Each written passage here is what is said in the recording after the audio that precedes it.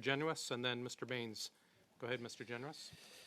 Mr. Clark, your story, which we don't believe, but your story is that you were not involved in the purchase. But once you saw the place, the amenities, the luxuries, you did tour it after all, why didn't you say no? Why didn't you report back and say this is way too much at a time when Canadians are struggling? You could have at that point said something to someone about this decision, and you didn't. Why did you choose not to, sir? When they told me that we were giving $7 million back to Canadian taxpayers, I thought that was a pretty good deal.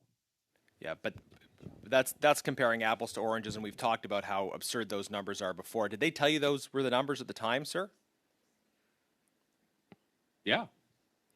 They told you in listen, April. It could be, it could be more than $7 million. It well, could be $8 million. That's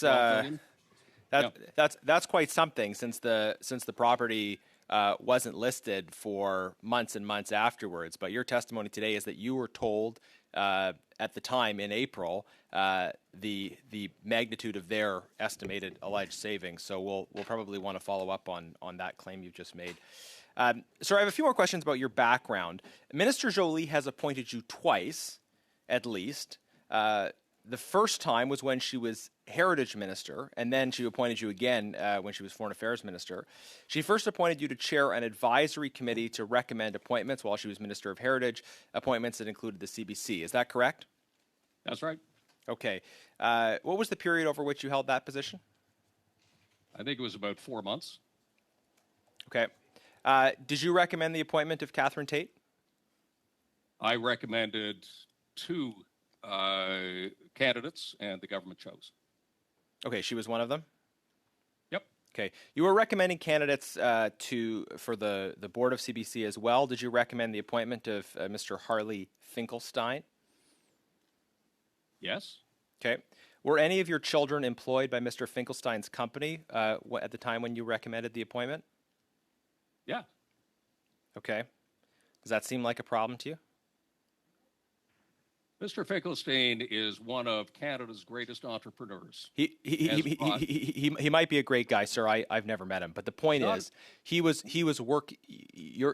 members of your immediate family were employed by him, and you used a position in government to recommend him for a position at the same time as members of your family were on the board, and you didn't recuse yourself from that discussion.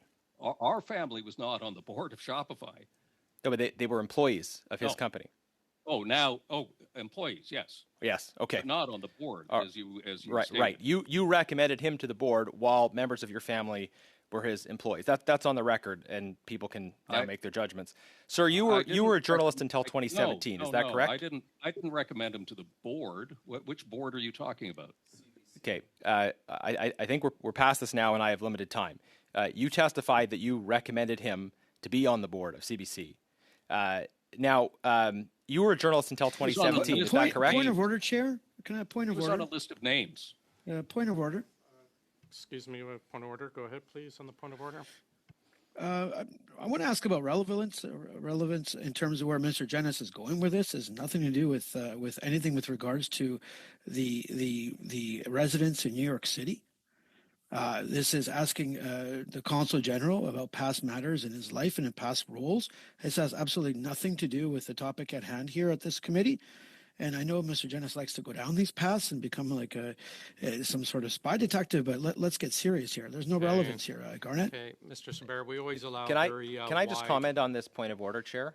I think we'd like to just get to our time. Mr. Sabera, it's not a point of order, but go ahead, Mr. Genuous. Well, just on the point of order, I think there are a lot of questions today about Mr. Clark's credibility and his close connections with the government. The fact that Minister Jolie appointed him twice and that he was able to recommend people with whom he had close connections when he was in one of those positions.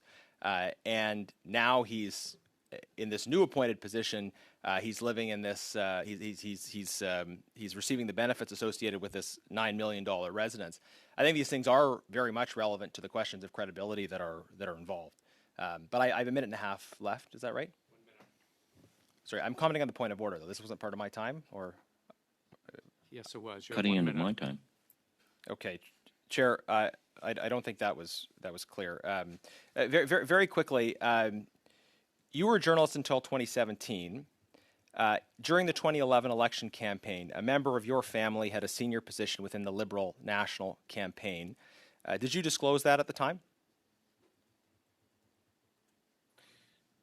Disclose to whom? To the public.